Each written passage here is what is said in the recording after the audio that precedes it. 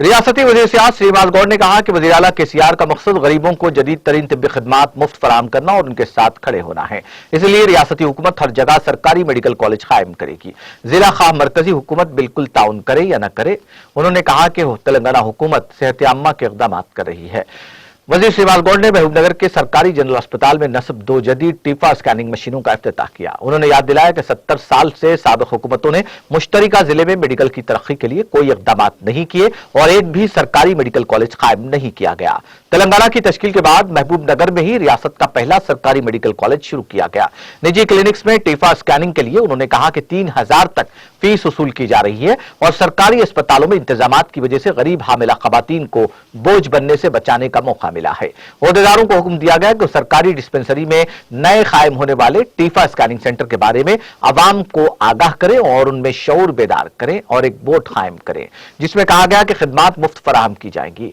वज़ीर श्रीनिवास गौड़ ने तनकीद की कि जिस मरकज को तेलंगाना के साथ खड़ा होना चाहिए, जो को कोरोना वैक्सीन और मल्टी दवाइयों की तैयारी में मुल्क में पहले नंबर पर है और दुनिया के ममालिक को बड़े पैमाने पर बरामद कर रहा है, तरक्की के खिलाफ रुकावटें पैदा कर रहा है और साजिश कर रहा है। इसकी मिसाल दी जा सकती है कि रियासत को एक भी मेडिकल कॉलेज क्यों अलाट नहीं किया गया। डिस्ट्रिक्ट अस्पताल के superintendent doctor Ramkishan, district medical officer doctor Shashikant, deputy superintendent doctor Jeevan, RMO doctor Mohammed Sirajuddin, hospital development committee के अरकान Satyam Yadav, Lakshmi, gynae department HOD doctor Radha, counsellors Shabbir, Kishore, Shrivas Reddy, doctors और अवामी नुमाइंदों ने इस प्रोग्राम में शिरकत की।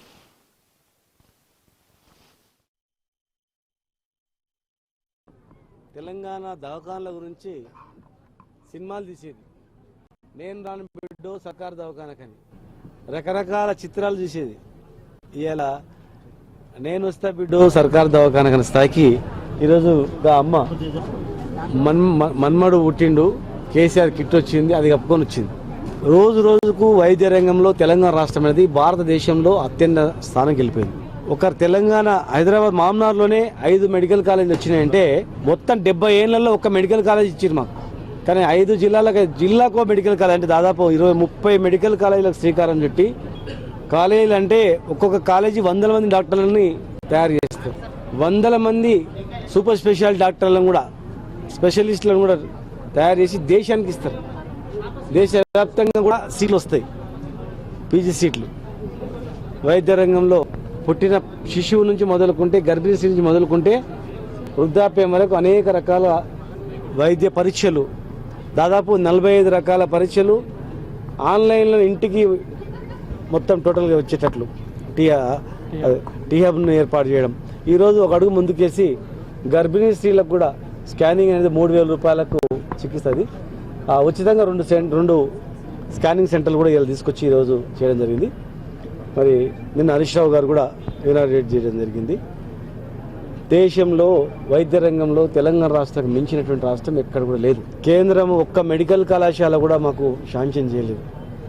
తెలంగాణ మాదిరిగా మాకు కూడా మెడికల్ కాలేజ్ కావాలి, మాకు కూడా వైద్యం అందించాలి, మాకు కూడా సీఎం రిలీఫ్ ఫండ్ కావాలనేటువంటి డిమాండ్ దేశవ్యాప్తంగా వస్తుంది. మరి తెలంగాణ ఆదర్శంగా తీసుకొని డెవలప్ చేస్తారా, లేకపోతే మీరు అందరూ మీలాగా అడుగుతున్నారు కనుక మీ గొంతు నొక్కేస్తే అయిపోతుందని చెప్పి గొంతు నొక్కేస్తారు అనేది కూడా కేంద్రం ఆలోచన చేసుకోవాలి. ప్రపంచంలోనే తెలంగాణ రాష్ట్రానికి ఎంతోమంది అనేక దేశాలు కూడా తెలంగాణ రాష్ట్రంలో పెట్టుబడులు పెట్టాలి అని చెప్పి ఆలోచన చేస్తూ ఉన్నారు. ప్రపంచ జనాభా సరిపోయే మల్టీ డ్రగ్స్ కూడా హైదరాబాద్ నుంచే పోతాయి. కరోనా వ్యాక్సిన్ కూడా అత్యధికంగా తెలంగాణ దవాఖానల గురించి సినిమాలు తీసేది, నేను రాను బిడ్డో